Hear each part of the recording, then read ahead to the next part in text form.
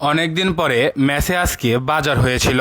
যেদিন মেসে বাজার করা হয় সেই দিন খালা আমাদের জন্য ভালো কিছু রান্না করেন। আজকেও এটার কোনো ব্যতিক্রম হয় নাই। খাবারের একদম শুরুতে আমি এইখানে নিয়েছিলাম শুটকি মাছ ভর্তা।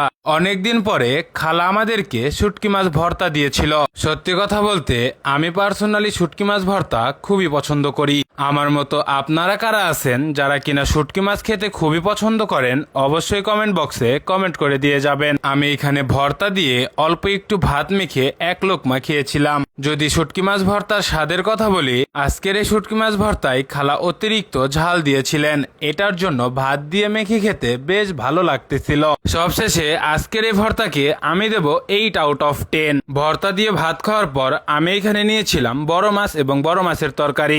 আজকের বড় মাছ হিসেবে ছিল পাঙ্গাস মাছ, যেটাকে ম্যাচ লাইফের জাতীয় মাছও বলা হয়। আর তরকারি হিসেবে ছিল আলু এবং মুখি, আর সাথে ছিল অল্প একটু ঝোল। আজকে খালা মোটামুটি আমাকে অনেক বড় সাইজেরই একটা মাছ দিয়েছিল।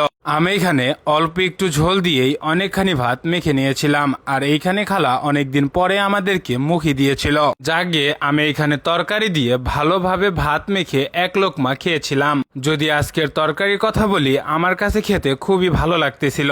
একে তো খালা আজকের মুখিগুলো অনেক সুন্দরভাবে সেদ্ধ করেছিল, এটার জন্য ভাত দিয়ে মেখে খেতে বেশ ভালো লাগতেছিল। অন্যদিকে আবার খালা মাছ সুন্দরভাবে কড়া করে ভেজে তারপরে তরকারিতে দিয়েছিল, যার জন্য তরকারিতে একটা আলাদা ফ্লেভার আসতেছিল। দুই এক লোকমা ঝোল দিয়ে খাওয়ার পর আমি এইখানে মাছ ভেঙে খাওয়া শুরু করেছিলাম। যেহেতু খালা আজকে মাছটি অনেক কড়া করে ভেজেছিলেন, এটার জন্য ভাত দিয়ে মেখে খেতে বেশ ভালো লাগতেছিল।